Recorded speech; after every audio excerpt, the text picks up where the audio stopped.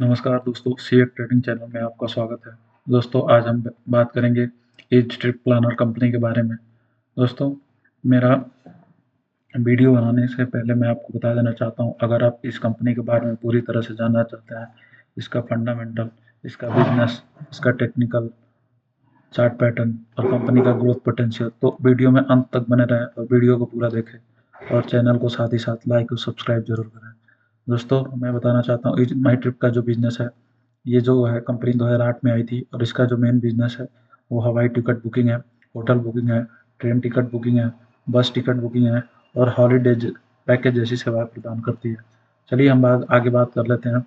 Company जो है online और ऑफलाइन दोनों मोड में अवेलेबल है, इवन मोबाइल ऐप पे भी अवेलेबल है और इसका जो मेन फंडा है वो ग्राहक से जो है कम लागत और ज़्यादा लाभ की रणनीति पर काम करती है।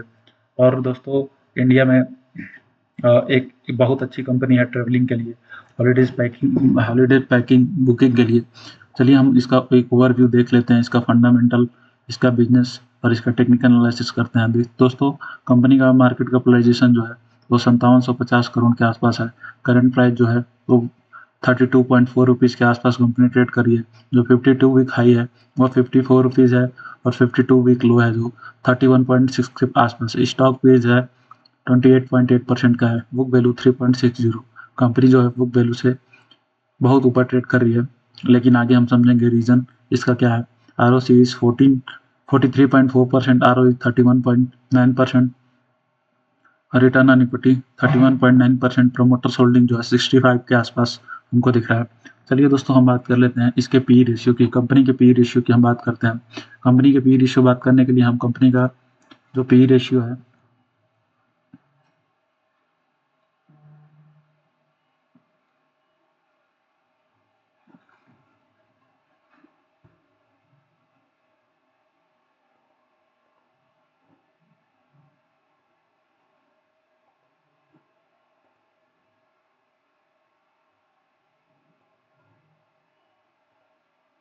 अगर हम कंपनी की पी रेशियो बात कर लेते हैं, अगर मैक्स पी रेशियो की बात कर लेंगे तो कंपनी का जो मैक्स पी रेशियो था वो 65 के आसपास है। बट राइट नाउ कंपनी जो है 33 के पी रेशियो के आसपास ट्रेड कर रही है।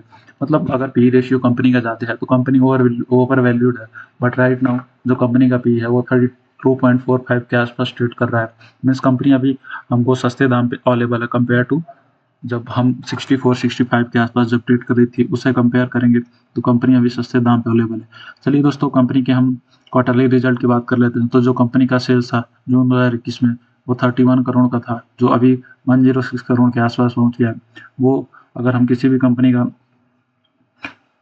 सेल्स का अगर हम कंपेयर करते हैं, तो अगर हम जून 2024 क्वार्टर की कंपेयर करेंगे जून 2023 के क्वार्टर से, ना कि हम मार्च 2024 के क्वार्टर से कंपेयर करें, तो इसका सेल्स है जो लगभग इंक्रीज ही हुआ है। अगर नेट प्रॉफिट की बात कर लें तो कंपनी 2021 में, जून 2021 में 16 करोड़ की थी, अभी 34 करोड़ के आसपास इसका जो नेट प्रॉफिट है क्वार्टर ऑन क्वार्टर बेसिस पे।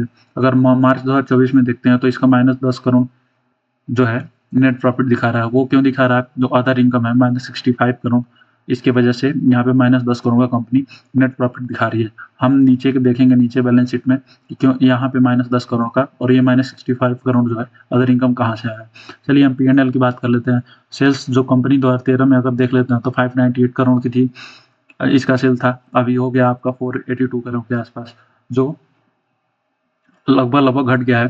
फिर भी कंपनी ने अगर 2018 की बात करते हैं, 2017 से कंपेयर करते हैं, तो ऑलमोस्ट 4 टाइम्स हो चुकी है कंपनी। मतलब कंपनी को बिजनेस करने आता है, कंपनी ने अपने सारे हाई पीक लो सब कुछ देखा है। मतलब कंपनी के पास एक जो बिजनेस का आइडिया है वो बहुत अच्छा है। कंपनी के नेट प्रॉफिट की बात कर लेते हैं तो 2 करोड़ से ही स्टार्ट हुआ था। अब लगभग आज कंपनी का नेट प्रॉफिट जो है 119 करोड़ के आसपास है। तो चलिए हम बात कर लेते हैं, जो ये 119 करोड़ का नेट प्रॉफिट है, इसमें यहाँ पे जो 2024 के प्रॉफिट है उससे कम है। क्यों कम है? क्योंकि यहाँ पे अदर इनकम में -54 करोड़ दिखाया गया है। अगर 54 करोड़ यहाँ जोड़ देते ऑलमोस्ट, तो यहाँ पे 54 करोड़ जोड़ने के बाद हमको लगभग 174 करोड़ के आसपास का प्रॉफिट होते हुए दिखाई देता, बट ये -54 करोड़ ये कहाँ कंजम्पशन हुआ है, इसका मैं आपको आगे चल के दिखाता हूँ। बैलेंस शीट में अगर देखते हैं, बैलेंस शीट में अगर देखा जाए तो कंपनी की जो बोरोइंग है वो लगभग ना के बराबर है। मार्च 2023 में जो 65 करोड़ की बोरोइंग थी वो लगभग मार्च 2024 में 0 करोड़ के आसपास है, मतलब 0 रुपये डेट है कंपनी पे। अगर हम यही बात कर रहे थे ऊपर -65 करोड़ जो एक्स्ट्रा अदर इनकम में दिखाया गया था, जिस वजह से कंपनी का नेट प्रॉफिट डाउन हुआ था, वो इसी वजह से हुआ था क्योंकि कंपनी अपने पूरी बोरोइंग को जो है पे कर दिया है।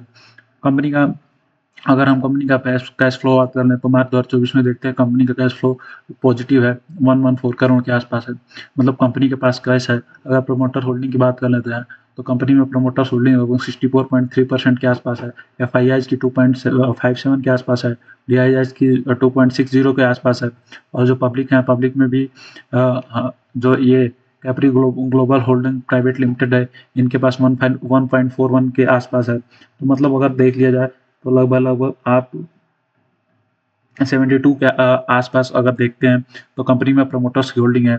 और अगर किसी भी कंपनी में 70 एंड 70 एबव होल्डिंग प्रोमोटर्स के पास की होती है तो वो कंपनी अच्छी मानी जाती है, और रिटेलर के पास कम होल्डिंग होती है तो कंपनी अच्छी कंपनी मानी जाती है। दोस्तों मैं आपको हर वीडियो में बताता हूँ कि कोई भी कंपनी अगर उसमें प्रोमोटर्स की होल्डिंग ही केवल प्रोमोटर्स की होल्डिंग नहीं होती, एफ डी और जो पब्लिक में 1% से ज़्यादा जिसके पास हिस्सेदारी होती है, सारी कंपनियां जो हैं वो सारे लोग वो जिनके पास 1% की ज़्यादा हिस्सेदारी है, दे ऑल आर प्रोमोटर्स। तो इसलिए प्रोमोटर्स कभी भी आप अगर देखते हैं तो जिसके पास 1% से ज़्यादा की हिस्सेदारी है उनको भी आप प्रोमोटर्स में काउंट करिए। चलिए दोस्तों अब हम बात कर लेते हैं कंपनी के फंडामेंटल, कंपनी के बिजनेस के बारे में बात कर लिया है, कंपनी के टेक्निकल चार्ट पैटर्न की बात कर लिया है, बात कर लेते हैं। तो कंपनी देखते हैं टेक्निकल चार्ट पैटर्न पे हम जाते हैं। तो कभी भी हम चार्ट पैटर्न यूज करते हैं, अगर हमको ट्रेडिंग करना है, स्विंग ट्रेडिंग करना है, तो हम क्या करते हैं, डेली कैंडल स्टिक चार्ट ही यूज करते हैं। चलिए हम देख लेते हैं कंपनी टॉप से कितने परसेंट डाउन है। अगर हम देखें कंपनी टॉप से कितने परसेंट डाउन है तो लगभग ऑलमोस्ट जो अभी ट्रेड कर रही है कंपनी वो 40% के आसपास डाउन है। तो अगर आप हम देखें 40% के आसपास डाउन है, और कंपनी का जो हाई है वहां से कंपनी कितनी डाउन है, वहां से कंपनी ऑलमोस्ट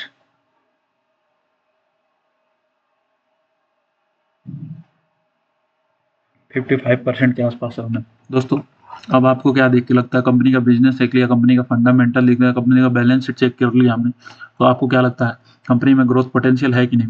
दोस्तों मैं एक बात बताना चाहता हूँ, अभी आपको मैं मेजर चार्ट पैटर्न पे दिखाता हूँ। एक ये जो इसका मेजर रेजिस्टेंस है डेली कैंडल चार्ट, अगर आप 2022 में देखते हैं तो कंपनी में एक मेजर आपको यहाँ पे जो सपोर्ट नज़र आता है वो ऑलमोस्ट उसी के आसपास कंपनी अभी ट्रेड कर रही है, जो उसका मेजर सपोर्ट है। अगर आपको दिखाना चाहूँ तो एक सपोर्ट ये हो गया पूरा, दूसरा सपोर्ट ये हो गया, तीसरा सपोर्ट ये हो गया, चौथा सपोर्ट हो गया, सेम यहीं पे हो रहा है। एक सपोर्ट यहाँ बना रही है कंपनी, एक सपोर्ट यहाँ बना रही है।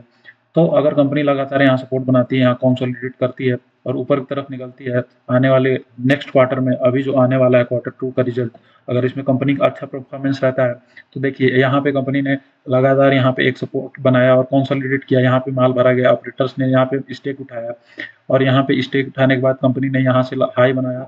तो देखिए कितने दिन में ऑलमोस्ट आपका पैसा, अगर यहाँ कोई भी पैसा लगा दो तो ऑलमोस्ट एक साल में 122% के आसपास, मतलब आपका 122-123% के आसपास का गेन है।